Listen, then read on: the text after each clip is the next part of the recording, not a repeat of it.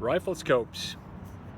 We're again here on the practical part of this video series, and today riflescopes are being taken almost for granted, or almost goes without saying that any rifle setup should have a scope, and that is not necessarily a good thing, but more on this later.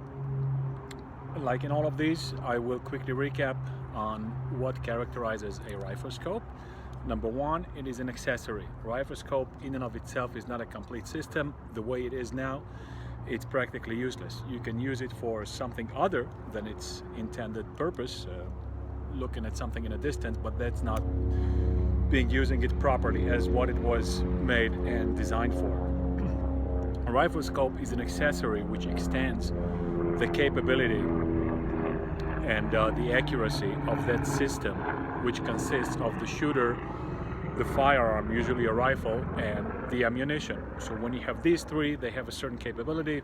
You mount a scope on it, it will extend the reach and accuracy potential of that system, as opposed to a binocular, which of course has two telescopes, is a closed system in and of itself. It needs nothing else, and it's ready to go. It's super portable, doesn't have to be mounted or attached to anything else. It's also different than a camera lens. A camera lens, of course, like the riflescope, is not an entire system in and of itself. It's the objective system, and it of course needs the camera, and it will project an image on a large, flat and inert surface which is inside of the camera. And of course you don't use it in real time like most optics.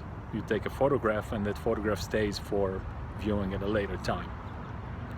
Of course, it differs from an astronomical telescope. An astronomical telescope is the only simple optical system that is based solely on its subject. In other words, with any other optical system, you can look at whatever you want. With a scope, you can do target shooting, hunting, do tactical military style work, what have you. You can shoot at different things and use it under different conditions. And so to binoculars, camera lenses, and so on and so forth, you can photograph or view practically infinite number of things. But an astronomical telescope is made to look at the night sky exclusively, and of course usually it has to have some sort of supporting system like a pier or a tripod, and very often the eyepiece is purchased separately. So of course it's not a separate system, it completes the system, but most good astronomical telescopes are sold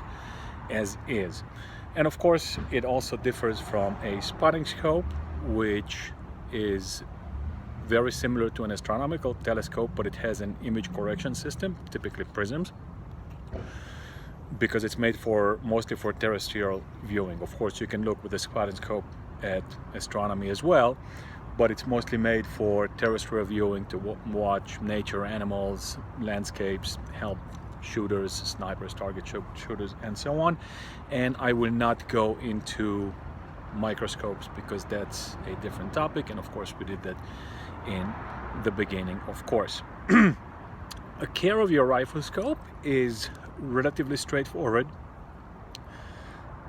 There's no there isn't as many precautions as with let's just say camera lenses or binoculars. Main thing is not to scratch the lenses. Just stay away from the lenses, don't touch the lenses.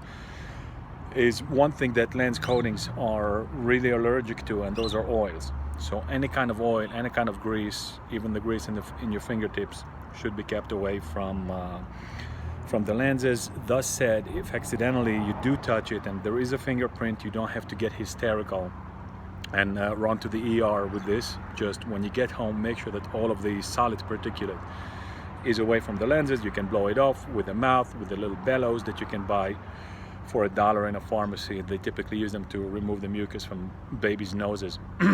And of course in a lot of dedicated optics care packages where they will be provided. But anyway, you can even run it under cold water under the tap. Modern scopes should be waterproof and fog proof. However, when this can be avoided, it's better. So maybe just use air to remove all solid particulate, or a very soft brush once it is done, you can gently wipe it off with a microfiber cloth. That's pretty much it.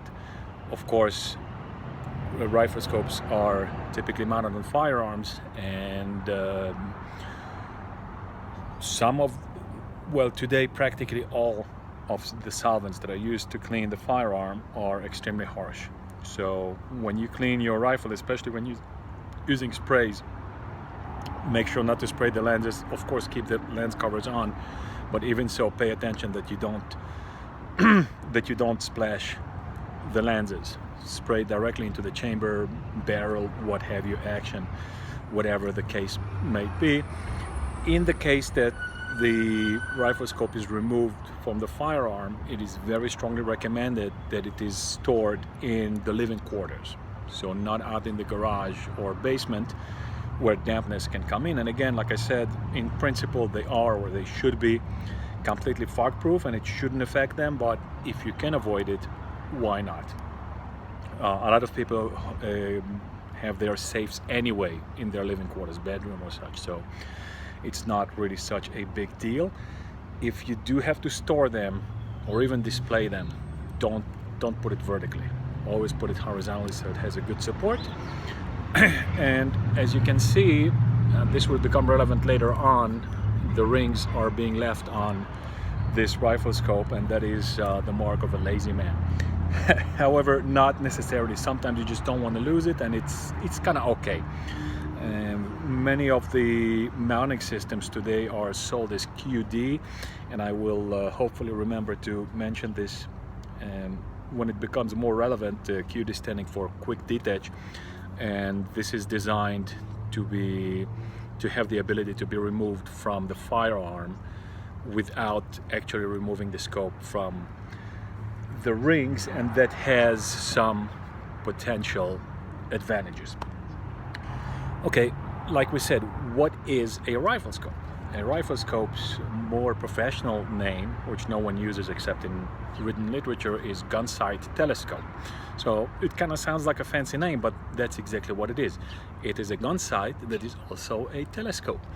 And if you pay attention to the sequence, it is a gun sight first. So that's also one of its defining or distinguishing characteristic from other optical systems, that it's primarily not an optic, even though it's an optic, but it's an aiming system built inside of an optic. So the optics usually have to take a backseat to the mechanical system.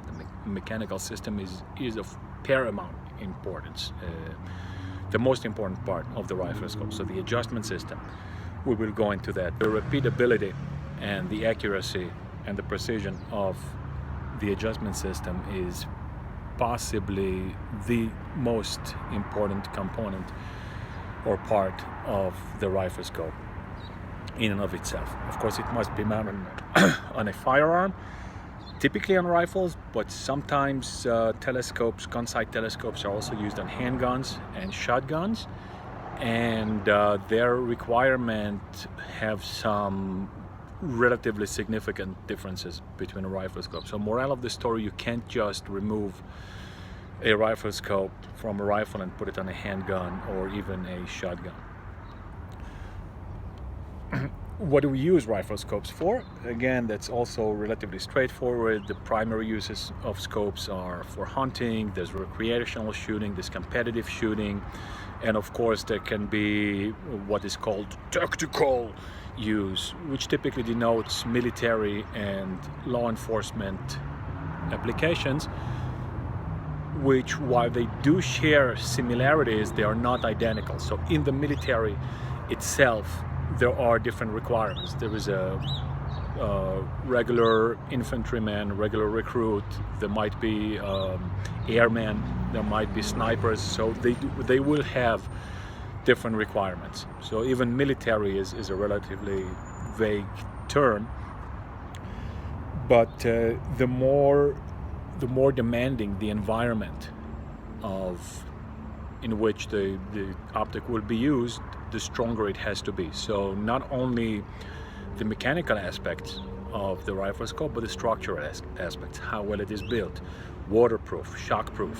Remember, it's going to sit on a rifle. Some rifles have very very violent recoil to them. So large cartridges like the Nitro Express and that family, and even smaller cartridges, maybe you could make the case that the 300 Win Mag is more or less the border or the line between not so powerful and super powerful. But again, there is some subjectivity in this. But anyway, just imagine that you have to expose a relatively delicate system, or not relatively, I would really have to say an inherently delicate system, that this tiny super precise adjustments, and of course lenses made out of glass. There is the reticle, which is relatively sensitive, and you expose it to constant recoil. And of course, if we're talking about military, a scope intended for combat troops, infantrymen, those guys are being shelled and mortared and shot at, and they jump in and out of armored carriers, tanks, what have you. And even I don't want to say average, because especially today that there isn't really such a thing, but a lot of hunts that are not kind of super easy and comfortable hunts, let's just say out of a tree stand or a blind or such things, involve a lot of walking, potential tumbles. If you hunt in mountains, right, you're going after Dell sheep or mountain goat or things of that nature, it's pretty much a question of when and not if that you will fall. So you want to choose a Riflescope that can withstand not only potential but actual drops, and maybe more than that. Okay, let's talk a little bit practicality. Here is another Riflescope, and as you can see, the first thing that or the main component, the central component, is called the main tube. This is the primary, the central component on which everything else is attached. On the front you have, of course, the objective housing, the objective system. Not all scopes look like this. Some scopes end more or less here, and they do not have these protruding objective housing, and those scopes would have smaller than normal or the most common objectives, and those scopes also have their place.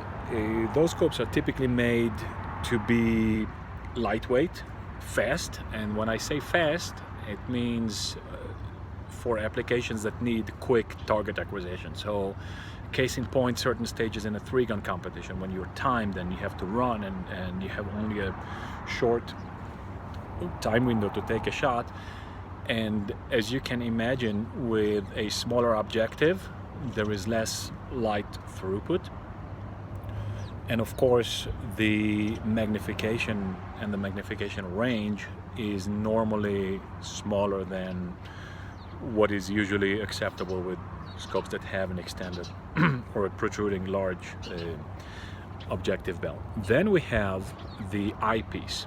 Eyepiece, a super important component. The eyepiece of any optical system, simple optical system like that, is super important. In practical terms, we don't really have a choice or an influence, because we cannot pick this scope with that eyepiece. So I typically like to compare the eyepiece to a stereo system, where most of the emphasis has to be on the last components, in other words, the loudspeakers. So if, for example, you have a certain budget, you have X amount of dollars dedicated to build an audio system, the bulk of that budget has to be dedicated to loudspeakers. Why? Because no matter how good the previous two components, meaning the amplifier and the whatever you have there, a CD player, record player, digital device, no matter how good they are, they will not be better than the loudspeaker. So the loudspeaker has to be the highest quality, the biggest investment, and then the receiver, the amplifier, and then afterwards actually the source player. So, but again, like I said, practically we don't really have a choice in that. It just to accentuate that the eyepiece is extremely important, and especially in a Riflescope system, as you can see, modern Riflescopes for the most part are of variable power. That means that unlike binoculars, the vast majority of binoculars are fixed power. They only come in 10x or 8x or 12x or 6x, what have you. And that is because it's quasi impossible to move the two eyes together. So such a system is extremely difficult to build. It would be extremely expensive, prohibitively expensive, to make a good quality. A system like that, it would become bulky, so it's not really relevant. They are typically fixed powers, whereas Riflescopes and spottingscopes for the most part are variable power. That means that they have a range, and the ratio of minimum to maximum magnification setting is called the zoom ratio, power ratio, magnification ratio. So it is the ratio. So for example, this Riflescope goes from a minimum of 4 times to a maximum of 16 times, okay, as you can see. And that means that it's a ratio of 1 to 4, because 4 times 4 is 16, and another similar scope that starts at 3x with a similar power ratio of 4 to 1 would go from 3 to 12, and conversely a 5 would go from 5 to 20, and so on. So as you can see, this is a little bit more complicated than a binoculars eyepiece, and at the end of the eyepiece there is a ring here which focuses the reticle. This is super important. It's important to remember that this only focuses the reticle. It does not focus the target image, what you're looking at. It only focuses the reticle. The reticle is the reference point, the aiming point inside, and reticles are quite a big deal in Riflescopes. Maybe people make a bigger deal than should be, but when push comes to shove, it does have quite some influence. Then of course you have the adjustment system. There are 2 knobs, and from the shooter's perspective, so if you would be using this Riflescope like this, then the one on top, this is easy. This is called the elevation adjustment. It moves the reticle up and down vertically. And the one that is on the right hand side from the shooter's perspective, and I think that even from the viewer's perspective, because the image will probably be flipped, right here on the right hand side there is an adjustment that would move the reticle laterally, so in other words horizontally, and that is called the windage, because that's the wind typically is being regarded or considered blowing from the sides on a horizontal plane.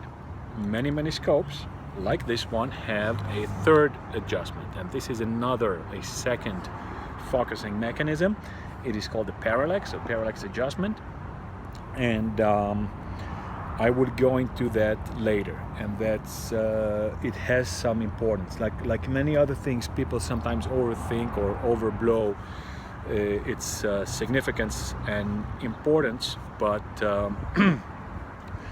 but the fact of the matter that it can be helpful, especially in modern shooting, that because of technology, because of proliferation of the hobby in and of itself, so because of the internet, people are learning more, knowing more, and shooting facilities and shooting opportunities abound.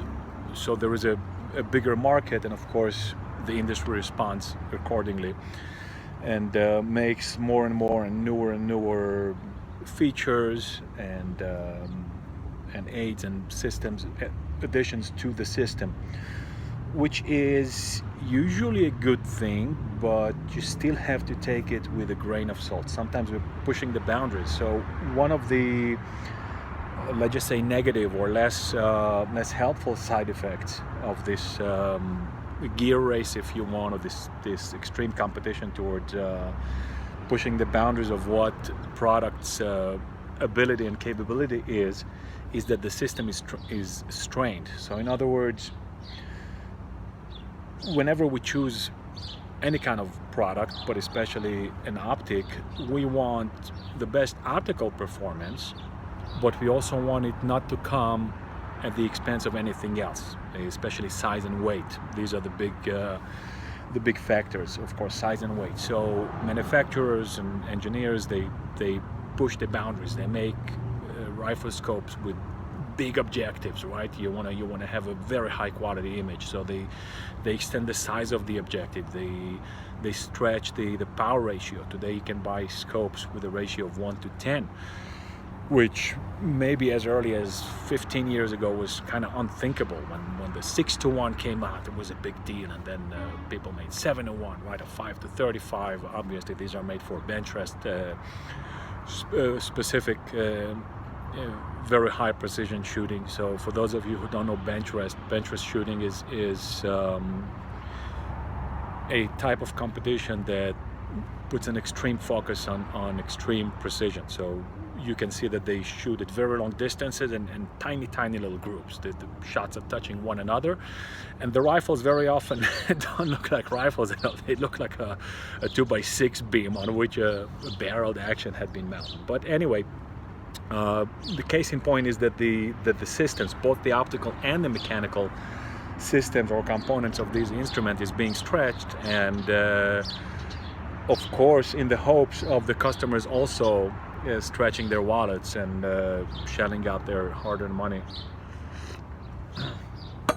for the brand and the distributors. I mentioned waterproofing today.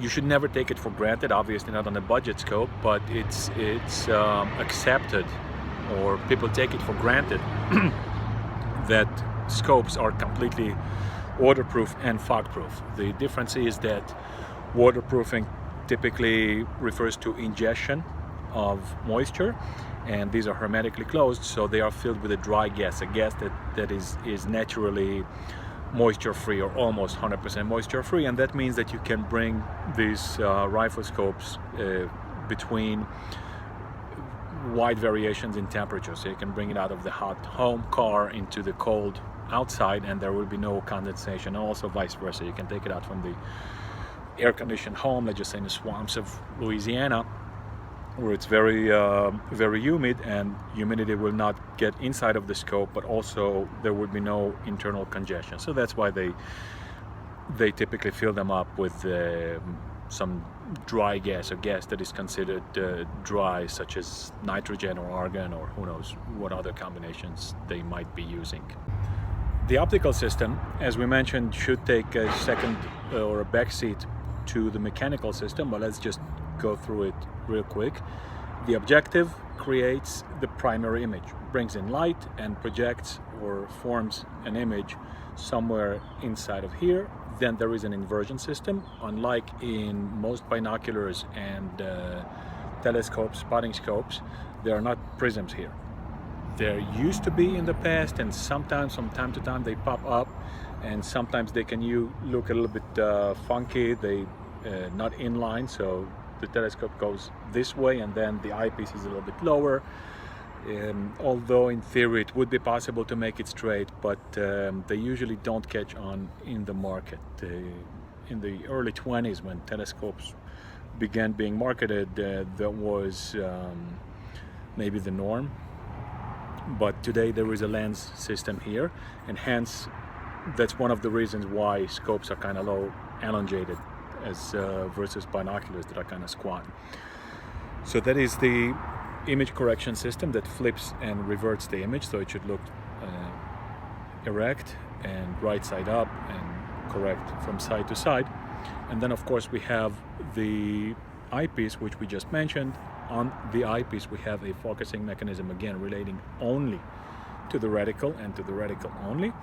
And on most Riflescopes that have variable power, there is also a power selector. In the past, on many Riflescopes, the entire eyepiece would rotate in order to focus the reticle, and the fancier ones were going with this system, and they called it a European style eyepiece, or eye focus, or fast focus eye focus. So that's what it is. What else is being influenced by the eyepiece? Just like with any other such a similar optical system, the image provided by the eyepiece has to be focused at infinity. Again, That is regardless of where the image is. This is regardless of the focus quality of the image. The final image provided to the eye has to be projected at infinity. In other words, when you acquire the image, when you're looking at it, your eye has to be completely, totally relaxed, just like as if you were looking into infinity, as opposed to close focusing, which requires a strain on the eyes. It's usually non-voluntary, involuntary, but nevertheless, when you look closer than infinity, you do bend the cornea. And again, whoever wants to know about it, you're welcome to watch the two introductory videos. One of them talks about optical principles and concepts, and the other one more about the industry, the things such as standards and specifications and things of that nature. So it's good to know more, but I'll cover in short the concepts that we will mention. So a good eyepiece has to be always focused at infinity so that you're viewing the image always at rest. Number two, the exit pupil is again in large part controlled by the eyepiece, or the eyepiece has a very big influence on it. And exit pupil is, of course, the size of the light beam that you can perceive when looking through the scope. And it has to be typically at least as big as the pupil, and preferably a little bit bigger also to allow for some movement. In variable power systems, very often when you're going to the maximum or close to the maximum, the exit pupil might not be enough, might not be sufficient. Why? Because the exit pupil is a quotient of the incoming light of the aperture and the power, in rough terms. So what it means in practical terms, that the more you increase the power, the smaller not only the field of view, but the actual exit pupil, the size of the light that comes in, and your head, your eye must be more aligned with the scope. So that's number two. Number three, exit pupil distance, better known as eye relief. Super important with riflescopes for safety and comfort. You should be able to fire even a stout cartridge without getting banged by the scope. And just like with exit pupil, so too with power or magnification, very often the eye relief or the exit pupil distance decreases. So when you check in a riflescope, always put it at the maximum power, even though you don't normally intend on using it, but make sure that you can be sufficiently far away from the scope so that when the rifle recoils, it does not hit you in the eye. And of course, this becomes an issue also when mounting. So when you mount the scope, make sure that you can put it at maximum power, but it's still far away from the face to be safe. And of course, if you intend to fire a stout cartridge, you have to be even more careful with that. So I think that covers more or less the eyepiece. We spoke about focus and parallax. In simpler, cheaper scopes like this, there is no parallax adjustment. That means that the scope will be focused at a set distance. Let's just say 100 yards, 300 yards. It pretty much depends on what the manufacturer presumes the scope will be used for, what distance it will be used at. In riflescopes, the focus depth is typically fairly deep. And focus depth means how much of the field laterally on the Z coordinate can be in focus. So if you focus something at 50 yards, you don't just see what's exactly at 50 yards in good focus, but beyond that. So let's just say anywhere between 40 and 60, for example. And typically we would like as deep a focus depth as possible. Except in photography, for artistic purposes, there we have a different methods to manipulate it, but we'll deal with that when we get there to camera lenses. At any rate, power, in other words magnification, does influence that. So a 10x riflescope or the same scope at a 10x setting will have a more shallow, less deep field than if you set it at 5x, for example. And of course, the quantity and the size of the objective and the and the general optical structure, of course, has some great influence on this. Now, what's the deal with parallax? Parallax focuses the image. So if the image is not set at 100 yards, and by the way, you can shoot really well, even with fixed power scopes, and even if you're shooting farther or closer than the intended distance. Usually, scopes that are focused at relatively short distances, let's just say 100, 150, maybe 200 yards, they are considered to be in sharp focus at all of those distances, so from the shooter on, and they should be good at 25 yards, but again, you cannot take it 100% for granted, so you want to check it out. But the flip side of the coin is that it's not so important. And I can already hear some of you jumping and screaming, how dare you say such a thing, there's going to be parallax. Yes, there will be if you move your head. So you have to be a good shooter and not move your head in relation to the bore, to the scope, and then you will not have parallax. And that's how, for generations, shooters were taught. Don't move your head and shoot straight. Now that we extend the range of shooting and we increase the demands or what's considered good and accurate shooting, of course there is the aid of parallax. So what happens is that the target image and the image of the reticle, remember the reticle is built in here somewhere,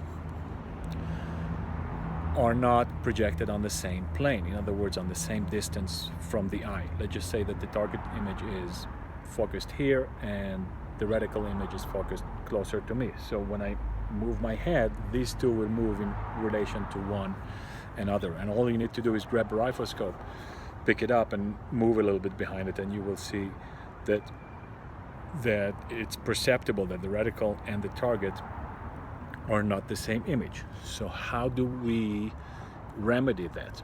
We remedy that by, or we hope to remedy that by focusing the target image. So if the target image is at X distance and you don't see it in very sharp focus, you turn the focusing knob until the target is in sharp focus, and then you can get behind the reticle and move your head, and you will not perceive a movement of the reticle as opposed or in relation with the target, even though you shouldn't do that. You should not move your head and you should be consistent, and that's very conducive to accurate shooting.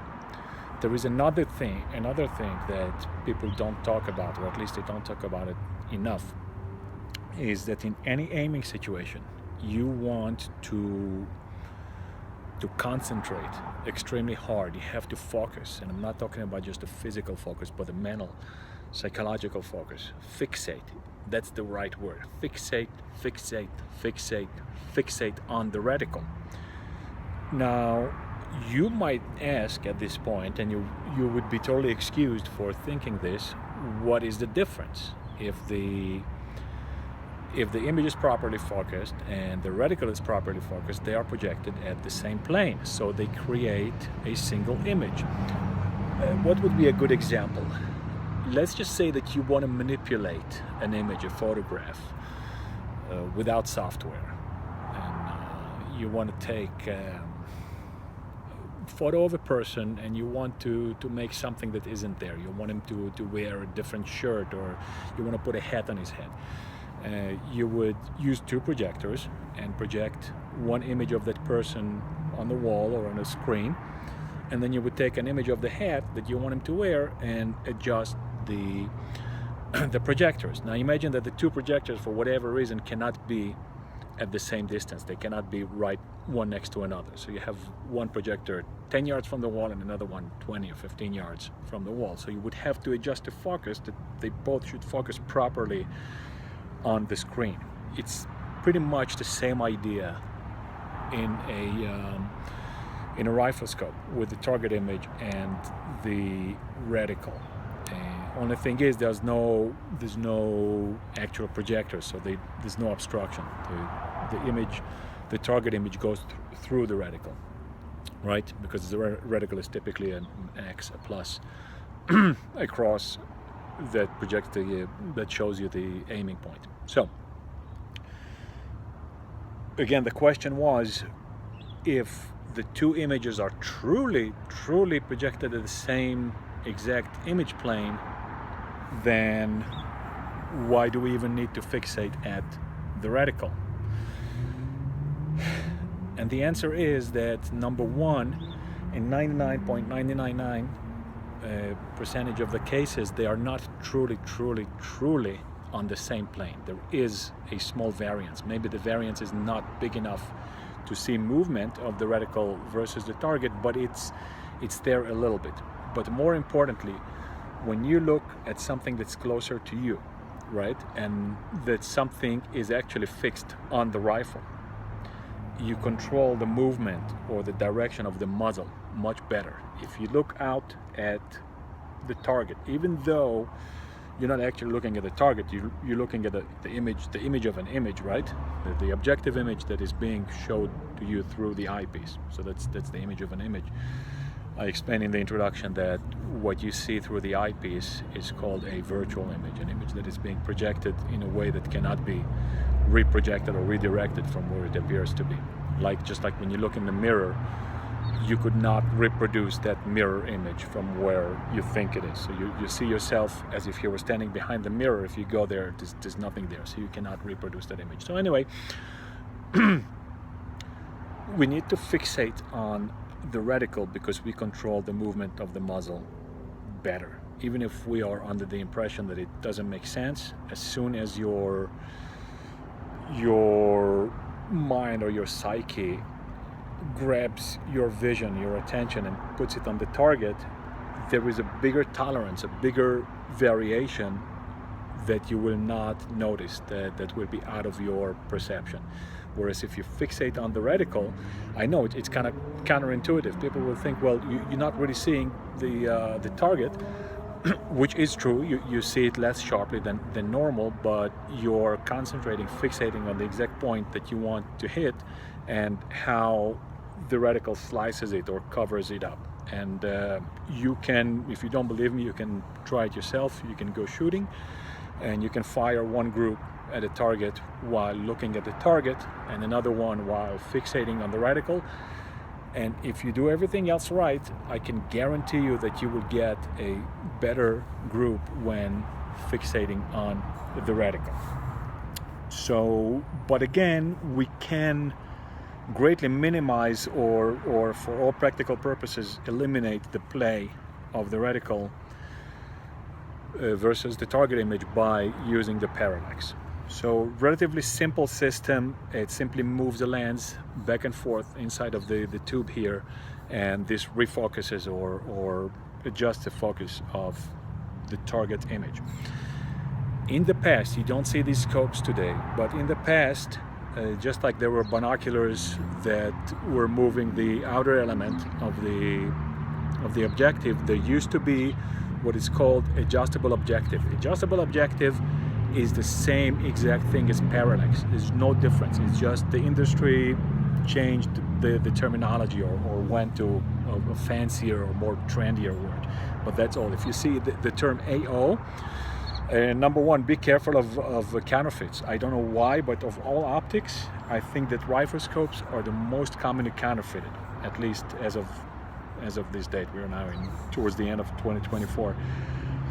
I don't know why. There of course are counterfeit any kind of instruments, spottingscopes, camera lenses, binoculars, but the most are, for whatever reason, I don't know why, are in Riflescopes. Maybe the Riflescope market is more gullible, or it's easier to counterfeit scopes. I don't know.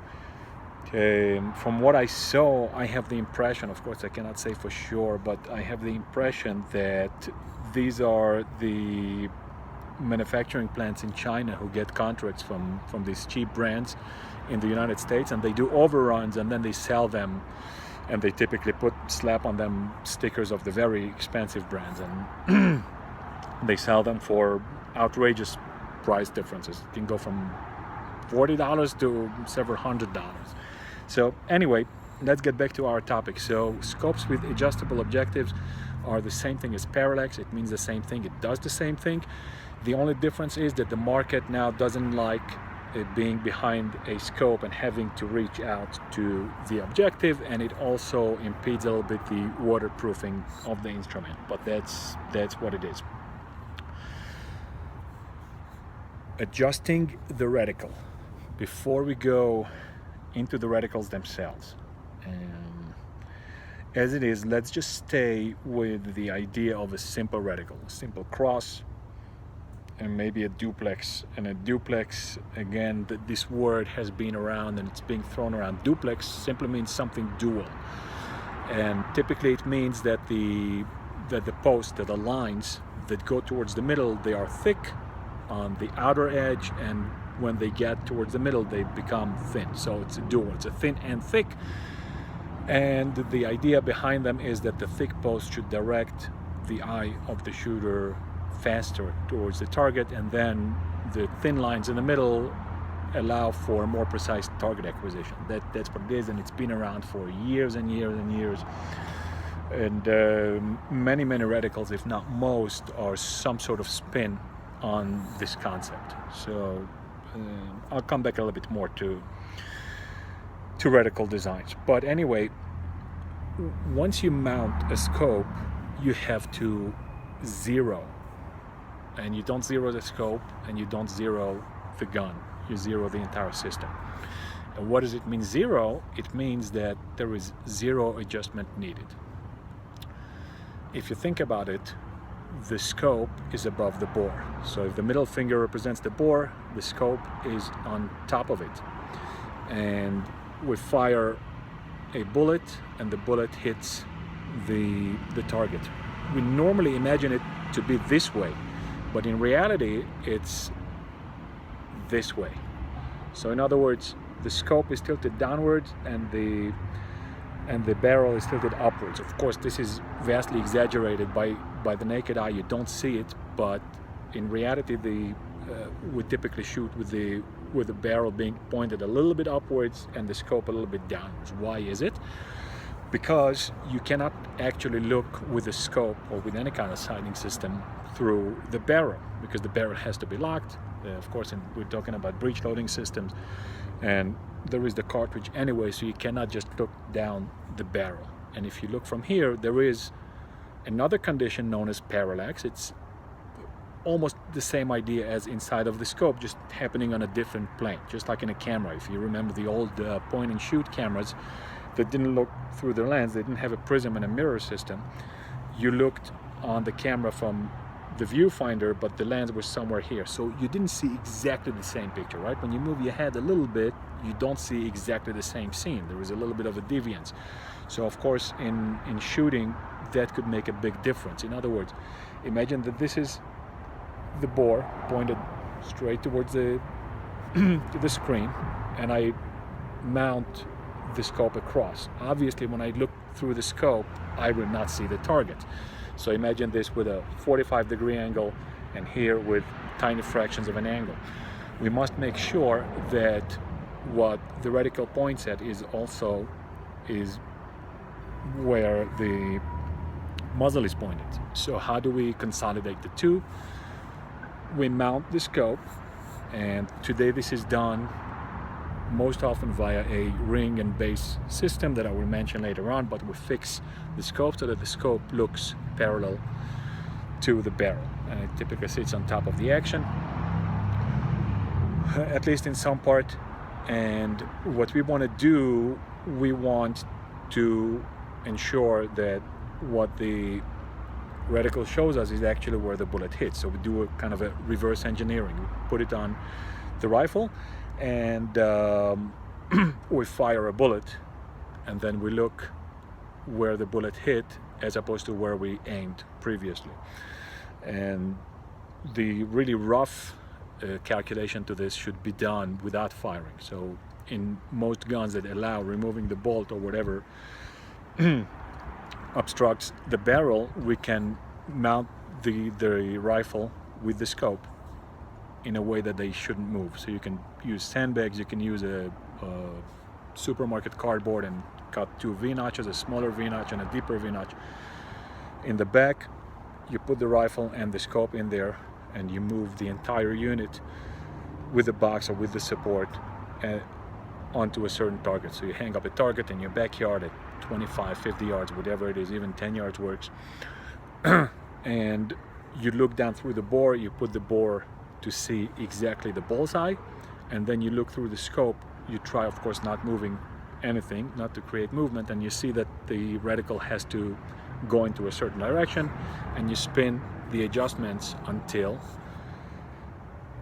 the reticle hits the bullseye, and then you go to the range and you refine the aiming point. And you would typically start at 25 yards and then you would go out. Now, what is the inherent deficiency of this system is that it will only work to a certain distance. So if you initially adjusted the system that when you look at the bullseye at 200 yards, you put the reticle on, you pull the trigger, you hit exactly in middle of the bullseye. If you bring the target closer to 100 yards or 50 yards, and let's just stay with 100, or you push it out to 300, 400, 500 yards, the bullet will impact in a different area. Why? Because of gravity.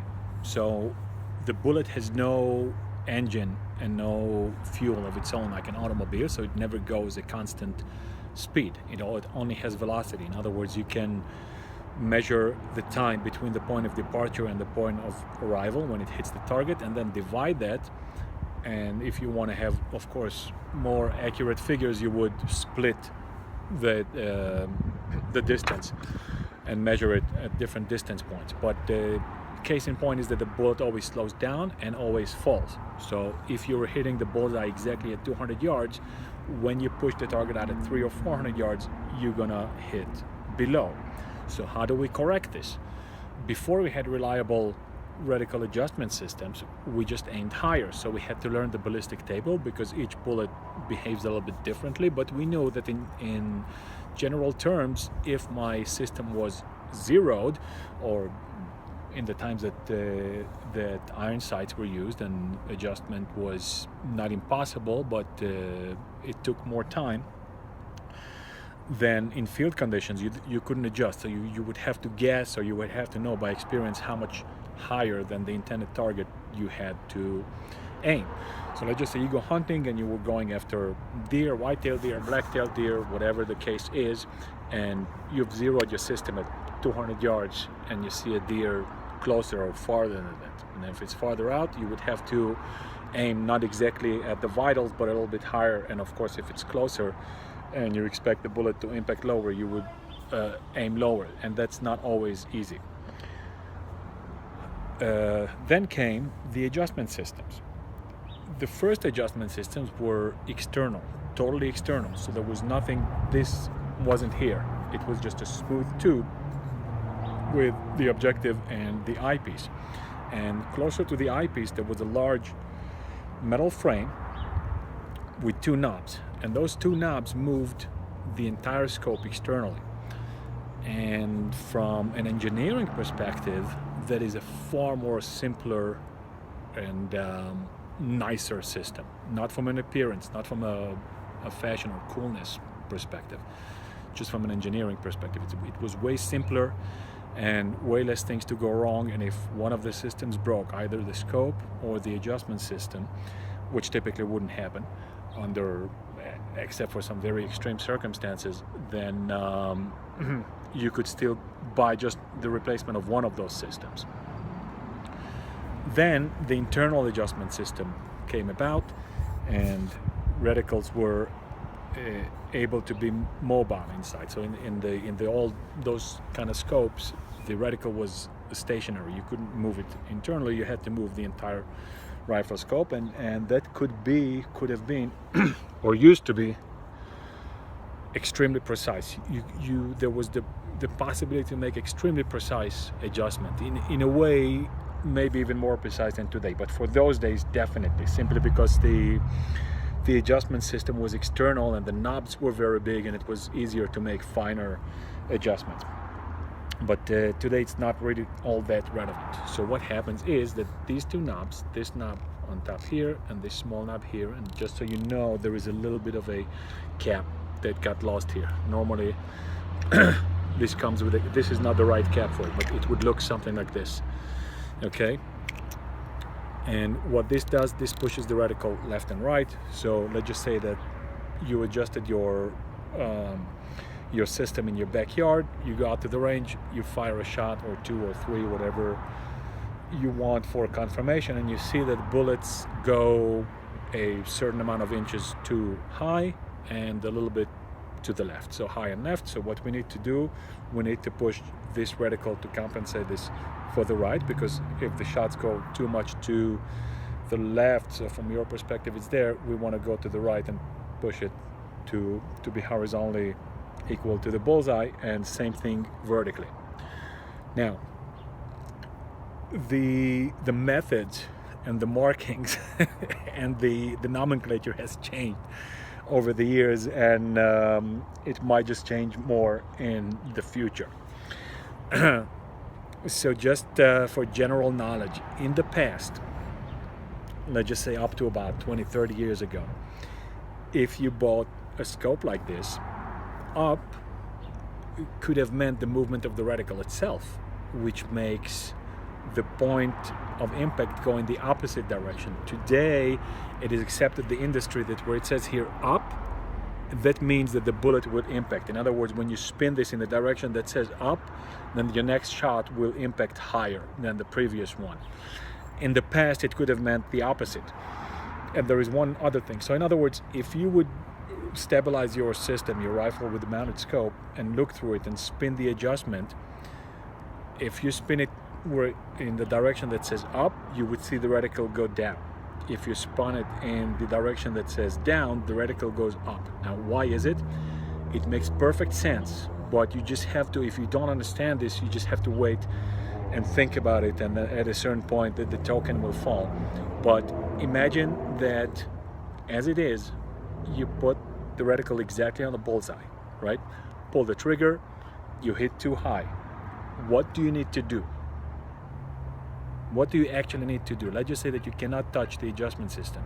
You don't have, your adjustment system is broken, stuck, or you're in field conditions. There's no time. You need to take a second shot. You shot too high. The second shot, you would have to lower the muzzle, aim a little bit lower. So how you do that, you raise the reticle in relation with the muzzle, and then next time that you put the reticle exactly on the bullseye, the muzzle will point a little bit below, and hopefully it will hit exactly where you want it. Of course, in the real world, you always have to make a little bit finer adjustment. So let's just say if you overshot the target by 6 or 7 inches, even if you know the calculation, you spin it in the direction that says down, and you make it to go down by 6 or 7 inches, it might be a little bit too far down or not enough, so you have to make some fine adjustment.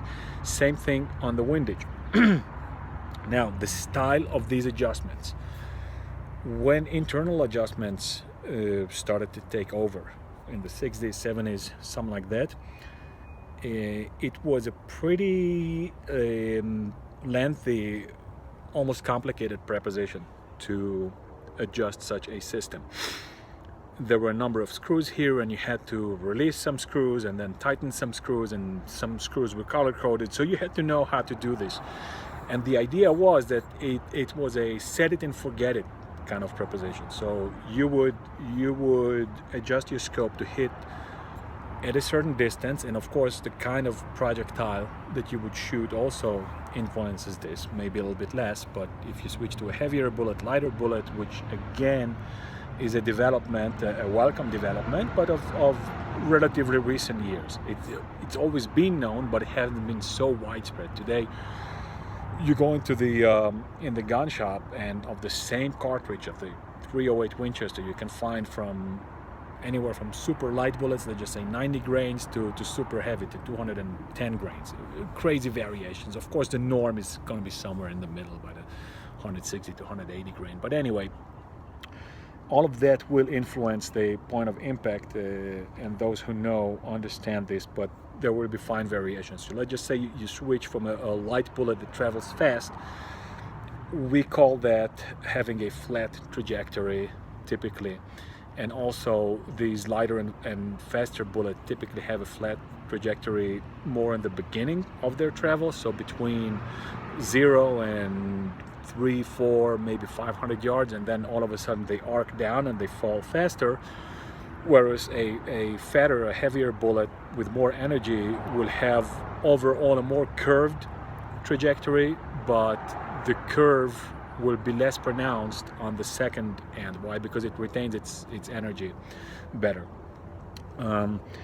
Again, this is not intended to be a course on adjustments and precise target hitting, but just to give you a little idea of what the concept of adjustment is and why do we need this. And another thing that unfortunately is a byproduct or a side effect of advanced technology and having a boon of having so many good things to choose from, is that it makes people somewhat lazy and somewhat ignorant. The windage adjustment is not normally used to make in the field adjustments. Typically the windage adjustment is a set it and forget it, and you don't really make changes unless something changes fairly seriously. So if for whatever reason, and again this is not a course in ballistics, but for whatever reason you use a different kind of ammunition and the horizontal point of impact changes, which again in a perfect world in theory shouldn't happen, but it does, then you would make the change, and you know that you permanently or for the most part you are changing to that new kind of ammunition. Then you made a change, then you would make a change with the windage. But typically you make the change on the windage and the horizontal point of impact does not change. The single factor that influences horizontal point of impact changes is wind. So unless you're shooting on a beautiful day with no wind at all or completely negligible wind, just very, very slight single-digit breeze and not coming 90 degrees, you cannot make, you have to address the wind. And the longer the distance of the target, the more influence the wind will have, because it has more time to deflect the bullet from its straight path. But you don't do that with the adjustment. If you do it by the adjustment, by the time you're done adjusting, the wind has already changed speed and direction. So you do that by experience. You have to know how much to compensate, and you typically would have a fancy reticle or a nice reticle that has provisions for that. And when we get the reticles, we will adjust it. So this is what it's called, a covered adjustment, and modern covered adjustments are finger adjustable, just like this. You grab it with the finger, and like I said, in the distant past there used to be a system with screws, so you have to unscrew the protective cap. If it had one, some were already exposed, but for the most part there was a protective cap. You unscrew it, remove it, and that reveals a disc that's somewhat similar to this, but you would have to manipulate the screws. Typically there was a 3, sometimes a 2 screw adjustment, and then you retighten it, put back the protective cap. Then came a more easier system where you would have a screw slot here, and you don't necessarily need the screwdriver. It was made to be able to adjust it by the coin, so you could take out a dime or a nickel out of your pocket and make adjustment. And today already the industry, in almost any scope worth its salt, there is an adjustment here.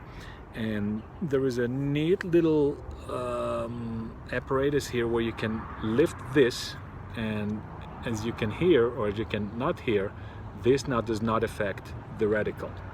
So this is only to make an index mark. So you would bring the index mark where the reticle actually is, and this would be your quote-unquote 0. So you know that if you need to make adjustments, you calculate from this point on. So this is just an index mark. On the elevation, again, like I said, until, I don't know what, 5-10 years ago or so, the scopes, you could choose a similar scope with either exposed or capped adjustments or turrets. Then again, the terminology also changed. In the past, when knobs like this started to be marketed, this was called a turret. But this was not called turret. This was called a knob or an adjustment knob or an adjustment. And they were always the same. So invariably a scope was either sold with capped windage, capped elevation, or exposed elevation, exposed windage, both. Today there are a lot of scopes that, because of the reason that I just told you, that you don't manipulate the windage that much, but the elevation is constantly, if you compete or even if you hunt, you constantly make changes here. So this has to be easily accessible, and there's all kinds of fancy features. Some of them are lockable. In other words, to prevent accidental movement of the knob, you have to press a button or pick it up a little bit, spring-loaded, and then otherwise it's not going to move.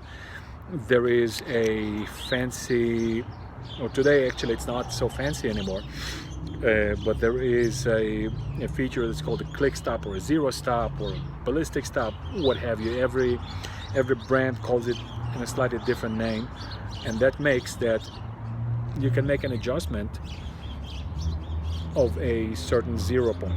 So let's just say you choose 100 yards or 200 yards as your zero, and then you shoot out to a farther distance. You make some adjustments.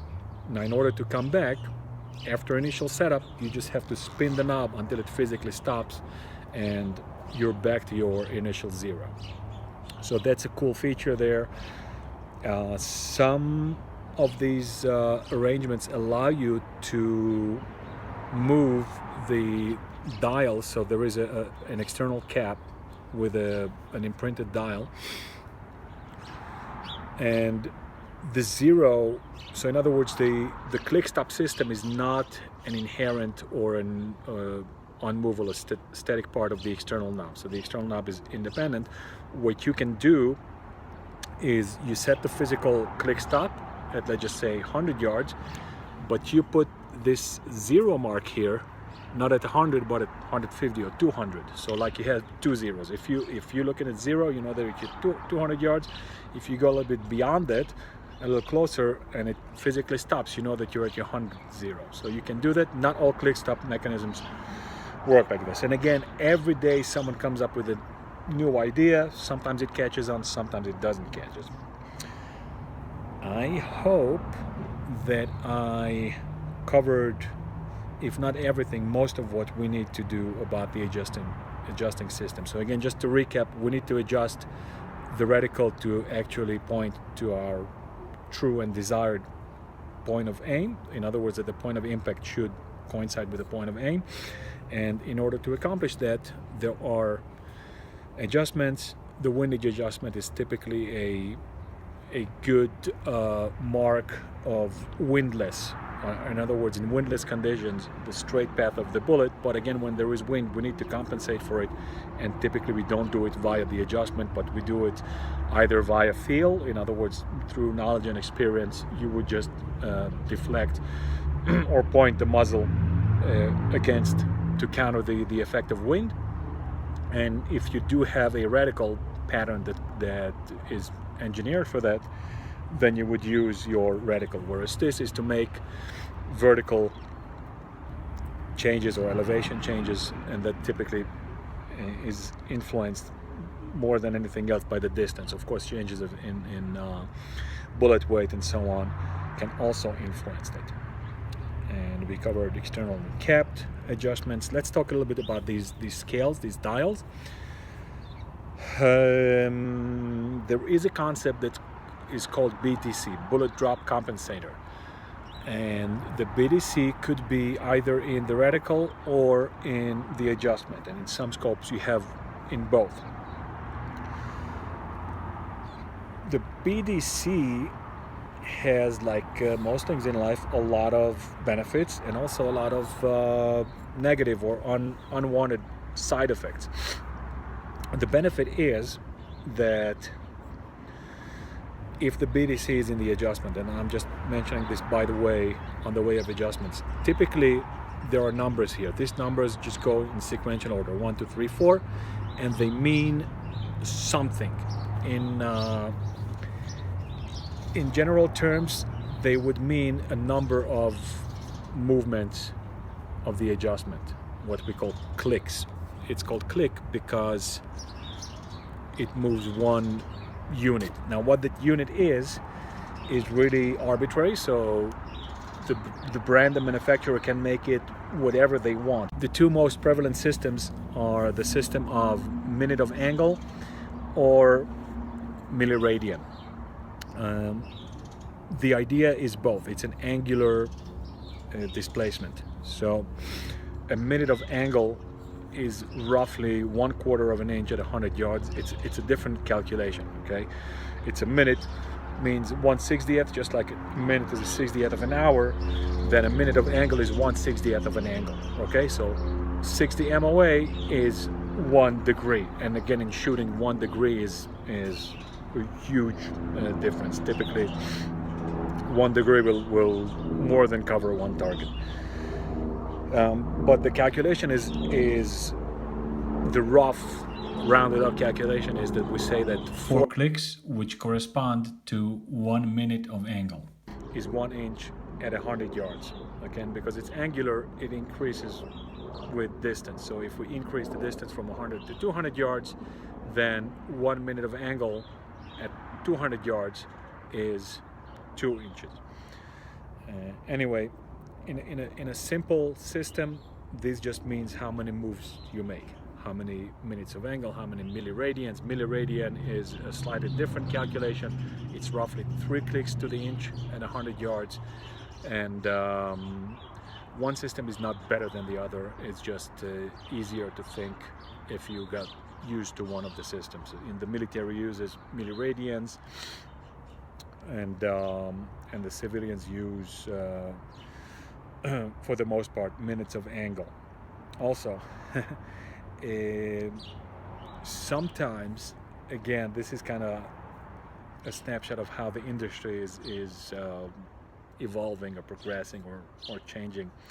In the past, you could find scopes that had markings of one system in the adjustments and markings of a different system in the reticle, and a lot of people don't like it. But of course, as soon as the industry navigates away from there are some people, oh, I like that I had a milliradian reticle but with minutes of angle adjustment. What you're gonna do?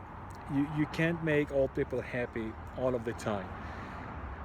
But the long and the short of it is that if you know one system, stick to it and buy a Riflescope that is gradated in that system. So back to what I wanted to say like 10 minutes ago. One option is the scale to just go in sequential order, 1, 2, 3, 4, and this typically denotes either the number of the clicks or the number of minutes of angle or the number of milliradians. There is another system, a completely different system, which is called BDC, bullet drop compensator. Instead of having sequential numbers, it would go from 100, let's just say that 100 would be 5 movements, 5 clicks, and then it would go to 200, which would be a little larger number. You would always see that the distance between them is bigger, and then 300, 400. That pre-calculates the trajectory or the point of impact of your bullet at different distances. So 100 would mean 100 yards, 200, 200 yards, 300, 300 yards, and so on, and so on and so forth. When this system came out, when they started marketing this system, it was like mind-boggling, it was amazing.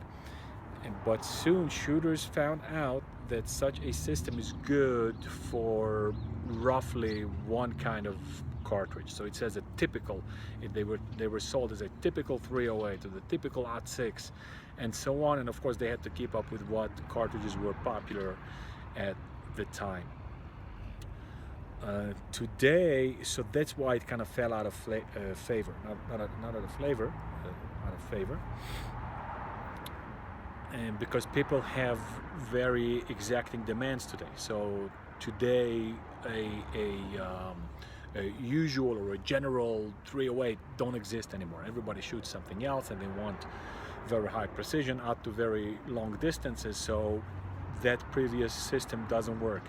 And we had the same idea in the reticle. In the reticle there was the big cross, and underneath there were other lines, and each line denoted a different distance. But again, the side effect or the disadvantage of this system is that it was not very precise. It was only very precise if you use the same exact ballistics as for which the reticle was designed. So I just say the reticle was designed for a 308 with a 175 grain bullet at X, Y, and Z speed, 2750 feet per second, what have you. And even so, there today we even pay attention to even slighter variations. It could be the same weight of a bullet flying with the same energy, the same speed, which, like I said, it's not really a speed, it's a velocity, beginning with the same velocity, but the shape or the style of the bullet makes some minor variations. And again, today's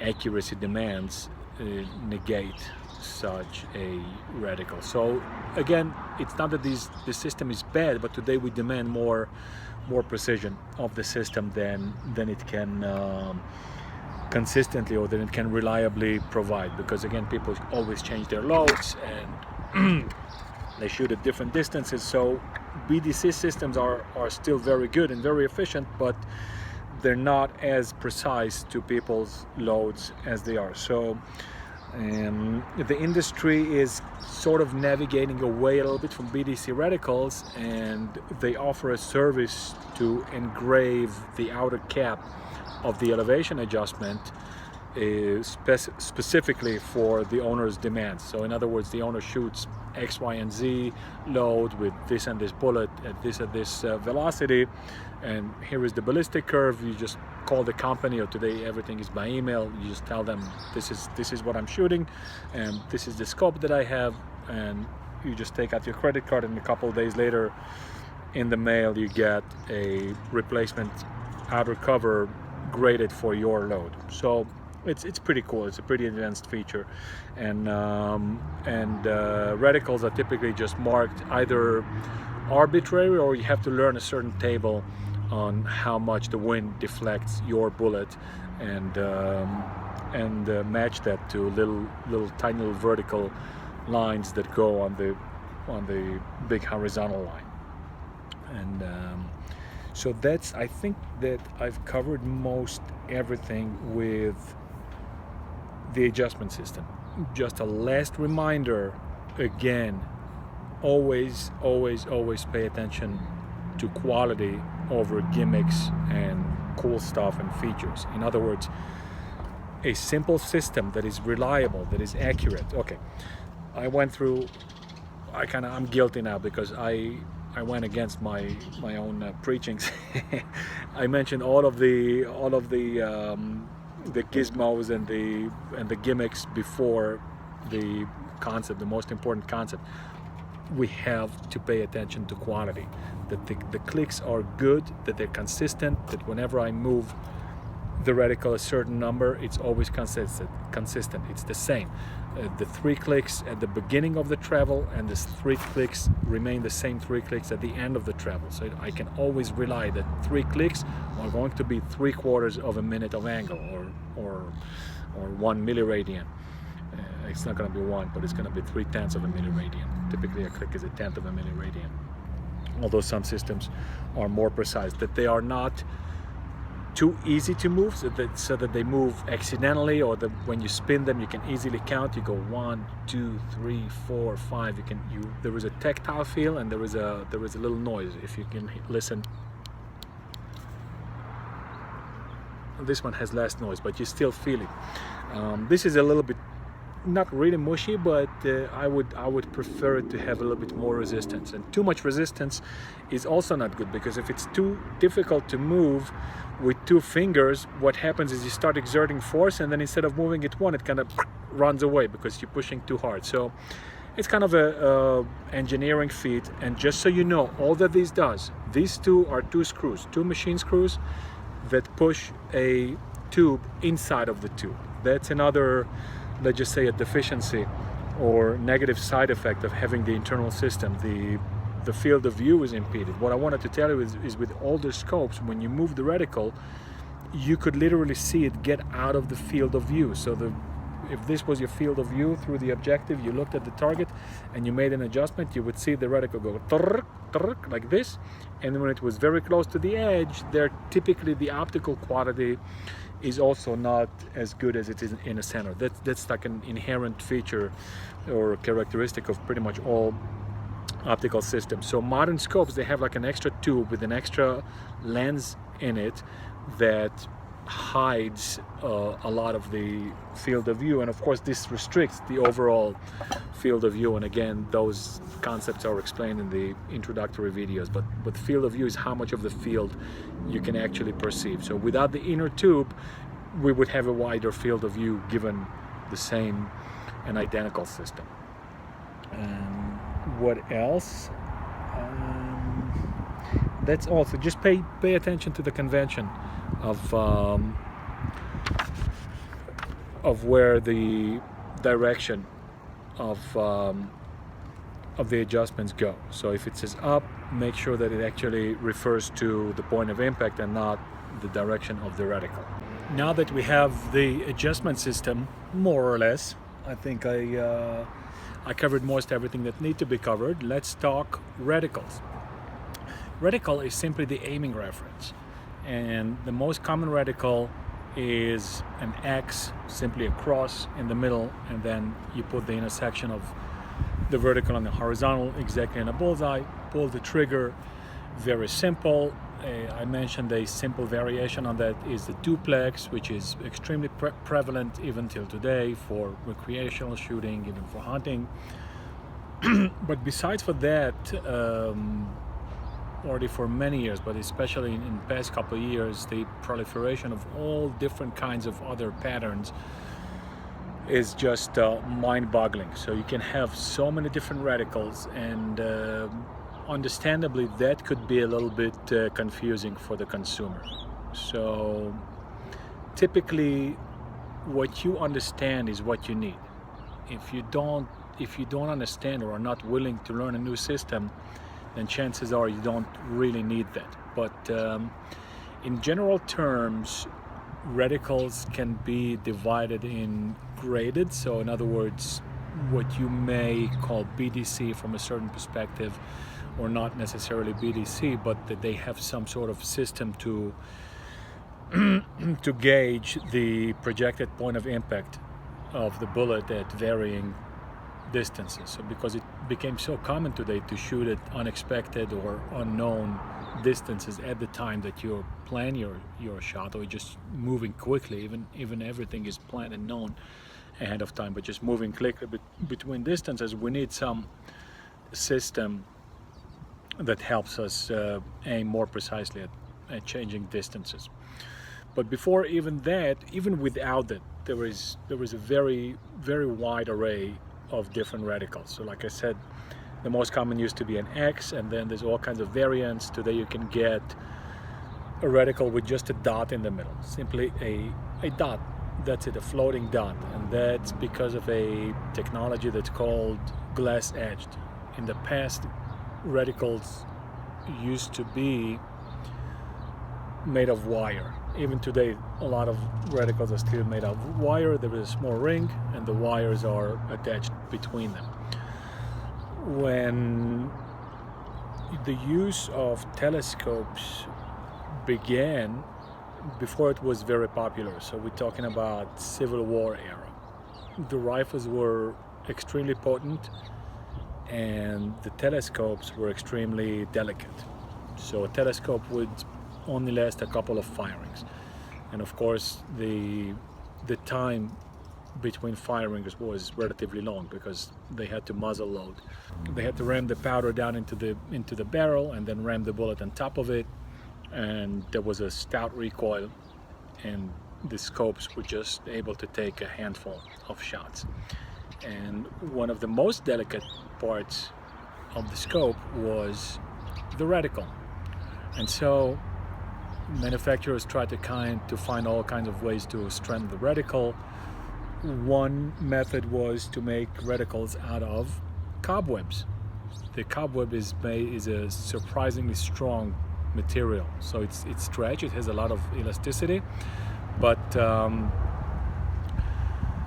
it's very, very strong, so it's able to withstand recoil. But again, that's very old technology. As you can imagine, this was handmade, so everything was custom made, and at a certain point the industry started to switch to mass-produced products. So they made interchangeable parts, which was an idea that someone had at a certain point. Actually, that happened with firearms.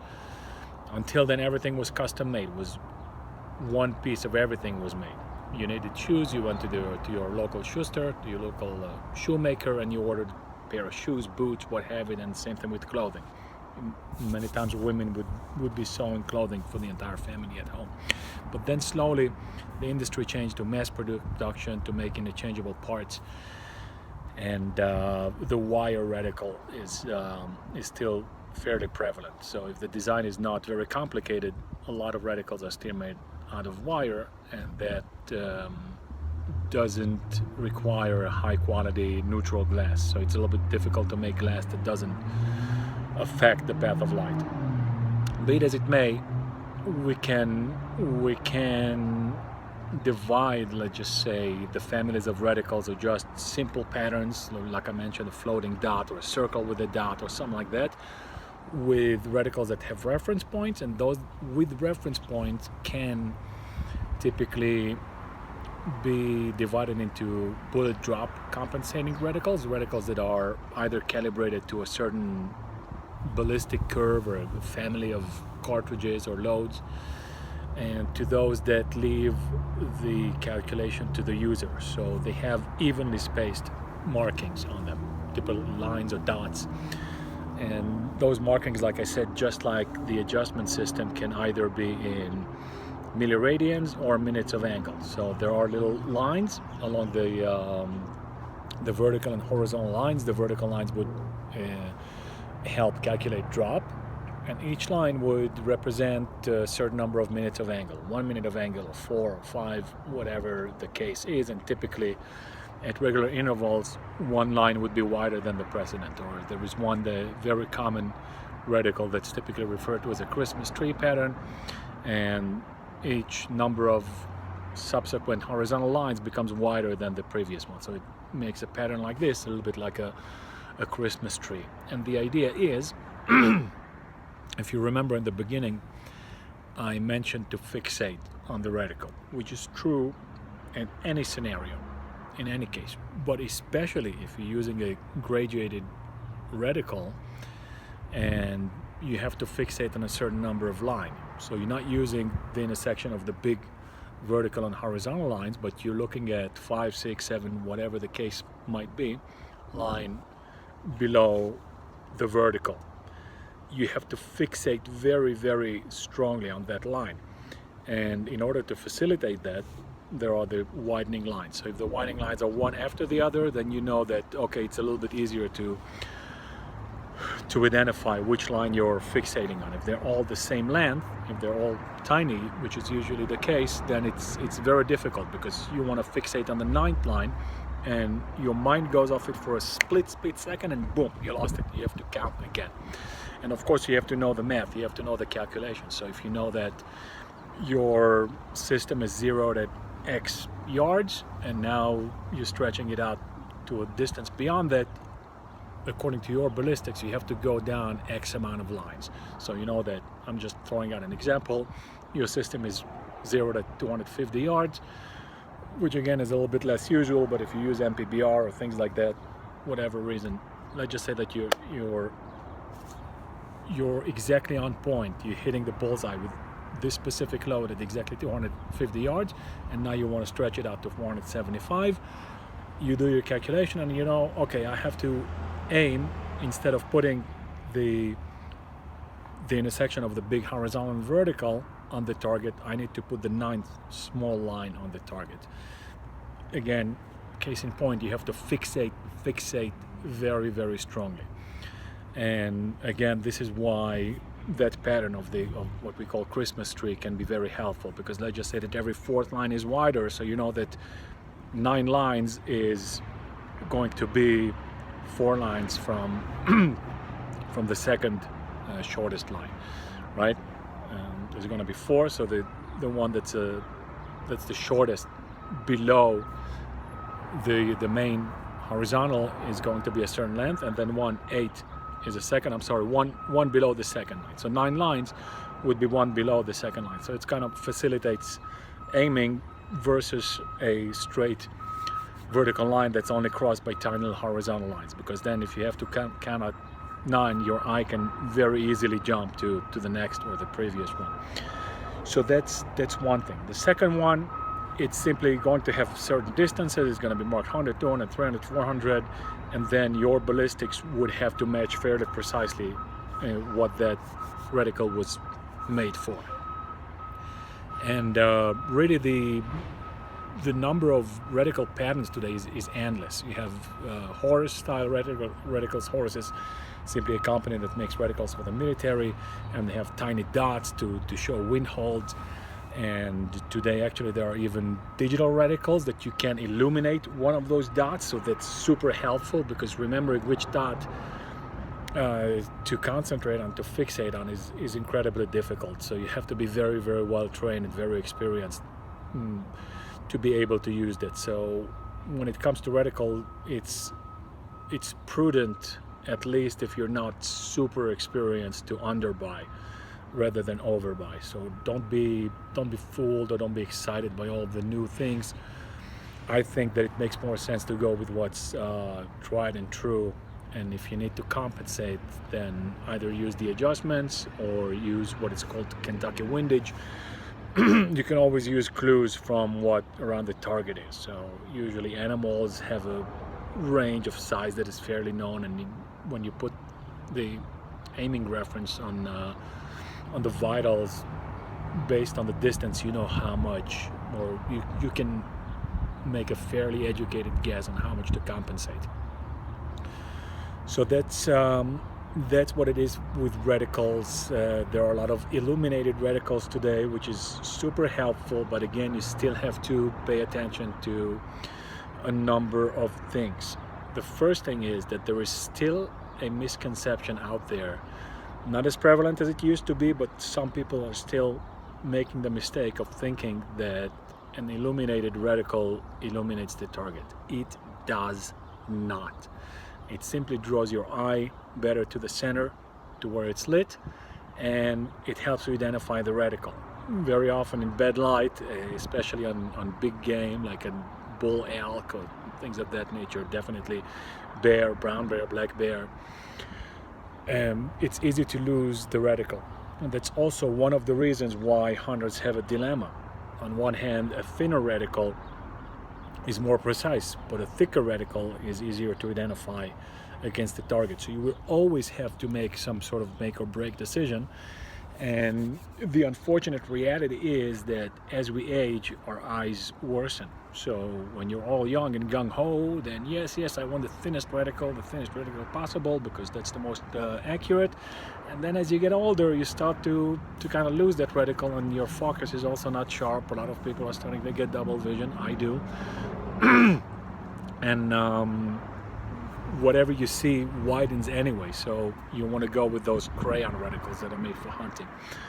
Unfortunately, these are our realities that we can that we have to deal with, and reticles, unlike the dials on the adjustments, are more difficult to exchange. So most brands do not offer reticle changes, or they offer it for a limited time, for the time that specific product line runs. Then they change the product line, they change vendors, whatever it is, and you cannot exchange reticles anymore. Anyway, it's quite cost prohibitive, because it involves a lot of labor. You have to disassemble the scope, reassemble it, so that's already, we're talking about half the price of a moderately priced scope. So you can expect to pay anywhere between $400 and $600 in today's economy for a reticle change. So that's kind of cost prohibitive, unless you have a scope that costs, I don't know, what, $4,000 or $5,000, in which typically anyway the choice of reticles is limited. Now, let's go into first and second focal plane reticles. Again, used to be the subject of much controversy and confusion. Today, the market understands that better. Riflescope can build the reticle either closer to the eyepiece or closer to the objective system. If the reticle is close to the eyepiece, then it bypasses the magnification. So the magnification happens in the eyepiece or with the eyepiece, but it magnifies the image provided by the objective. So if the reticle is beyond, meaning closer to the eyepiece than the image formed by the objective, then even though you change the selector from one power setting to another, the reticle will not be affected by that. It will stay the same.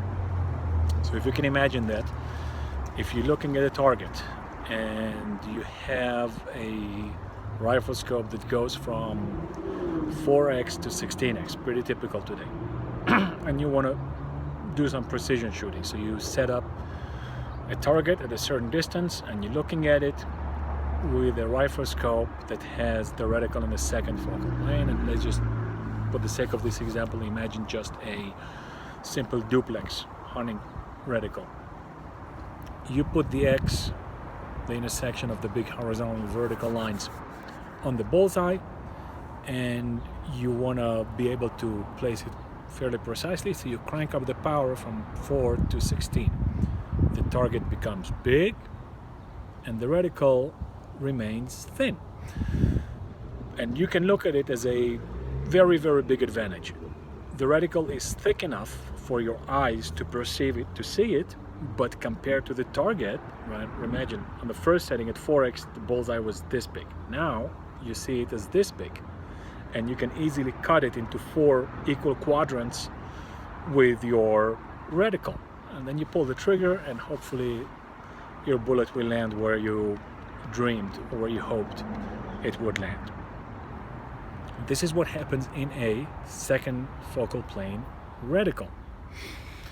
Okay, if we would put the same reticle in the first focal plane, as grows the targets, so grows the reticle. So the reticle line becomes thicker and you lose that advantage of having a finer reticle on the target. So the target becomes bigger and the reticle also becomes bigger, so it blots out the same actual area on the target. All right, so let's just say that your bullseye is a diameter of 5 inches and the line obstructs 1 inch. So you have 4 inches below, 2 inches below and 2 inches above the horizontal line. The same thing vertical, left and right. The line covers up 1 inch. And again, I'm just saying it for the sake of example. All right, now you go from 4x to 16x, and again, in reality, even though the target is more visible and there is some advantage in seeing an enlarged target, but placing the reticle, it does not offer this advantage. So of course at this point you would say, why place the reticle in the first focal plane to begin with? Well, there are many reasons for that. One reason is that depending on the state of the industry, it might be easier to build the scope like that. And be easier could mean that the assembly line is just set up like this, the technicians are trained that way, the parts are being purchased that way. And it also could mean that for some other reason, the market prefers now first focal plane riflescopes. And therefore, in this product line, even though for this specific reticle, it doesn't make so much sense to put it in the first focal plane, but because for other kinds of reticles it does make sense, we'll replace this one as well. So again, it's sort of a industrial / manufacturing dilemma or problem that we have to resolve one way or another, right? We could technically set up a separate assembly line for this scope and then raise the price, but it wouldn't make sense, and so on and so forth. So considerations like this, you always have to make some sort of a decision that's not gonna make everyone happy all of the time. And again, the market's preference tends to shift back and forth between first and focal planes. Today it's kind of all over the place. And there's something for everybody. But the big difference between them, I already told it to you, but so of course the ratio of the reticle to the target. But if we have a graduated reticle, and it's graduated, let's just say a simple graduated reticle. All the dots or all the lines are in even minutes of angle or even milliradians, whatever the case is. If the reticle is placed in the first focal plane, you don't have to think. A milliradian is a milliradian. A minute of angle is a minute of angle. But if the same graduated reticle is in the second focal plane, then when we adjust the powering, when we change the power setting, so too changes the ratio of the target to the reticle.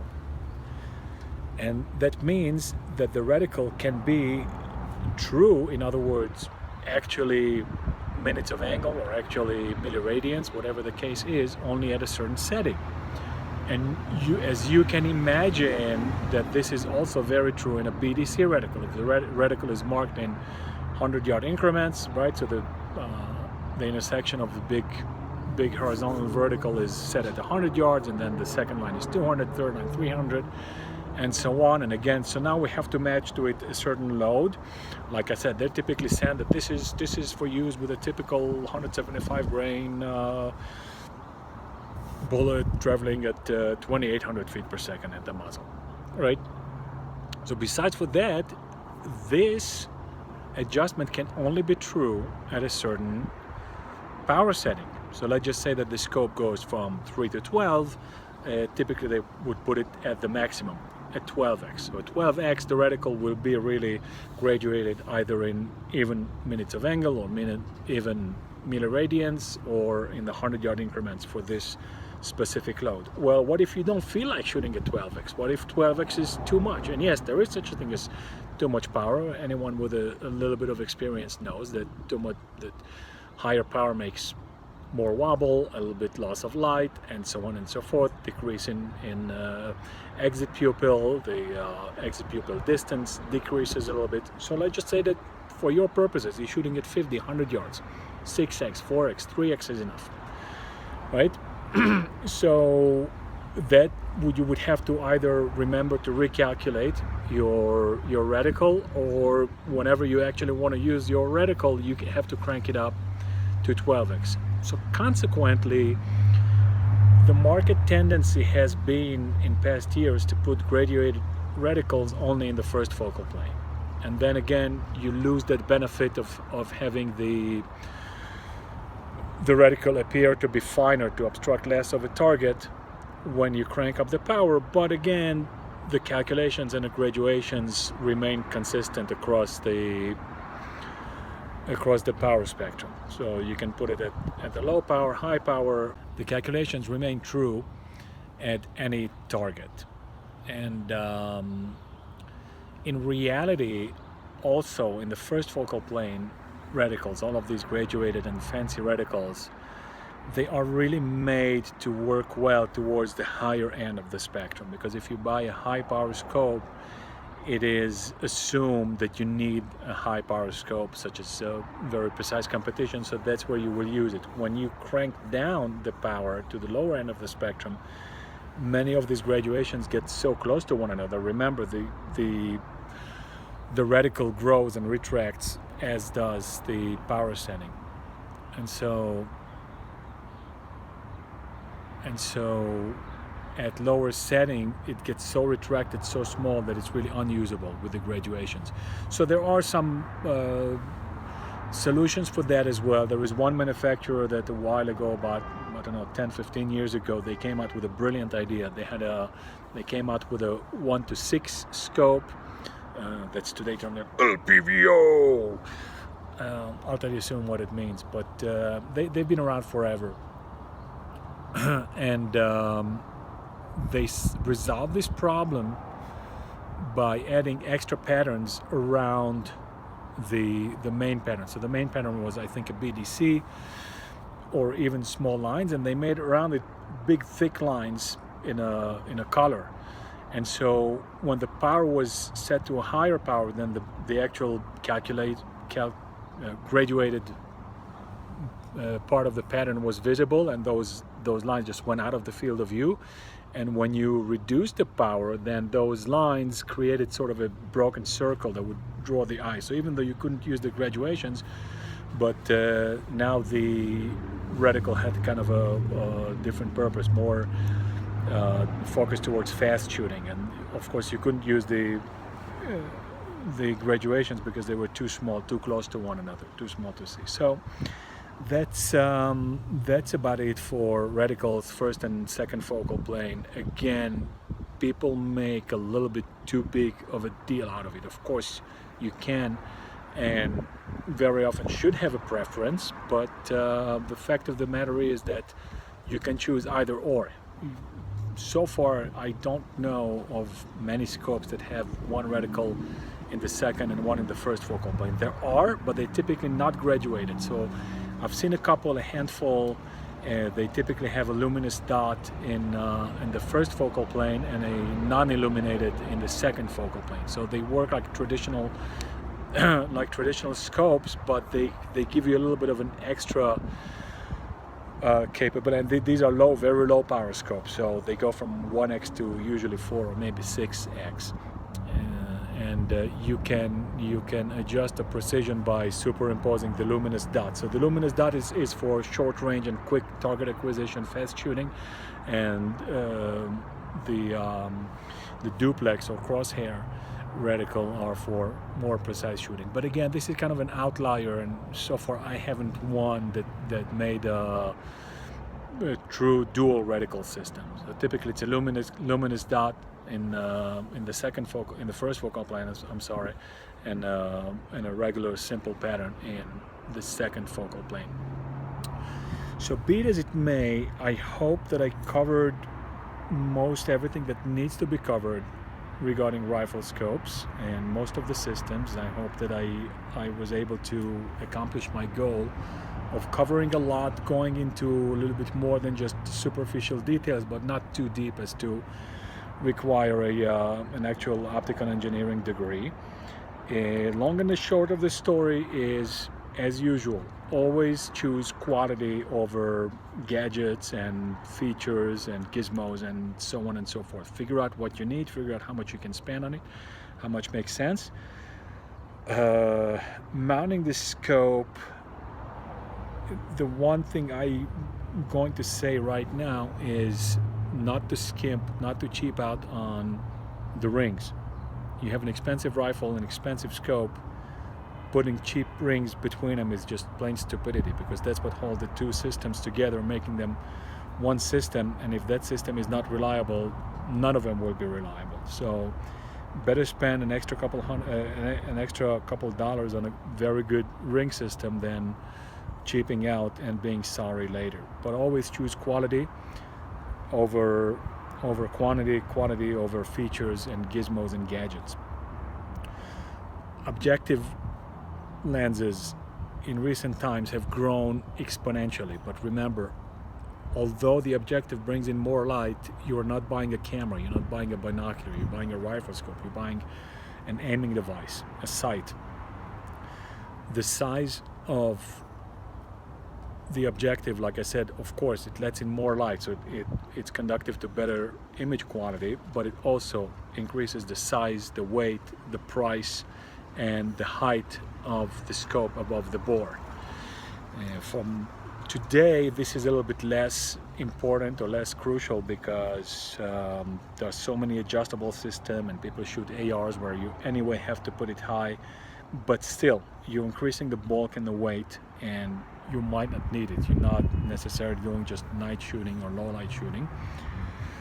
And I hope that I covered pretty much everything. So if there's anything that I forgot or you would like to expand more or know more about, just let me know. And mounting the scope, I I fear will be the subject of a separate video. And so until the next time, please be safe and please enjoy the great outdoors and firearms, but enjoy responsibly. Take care.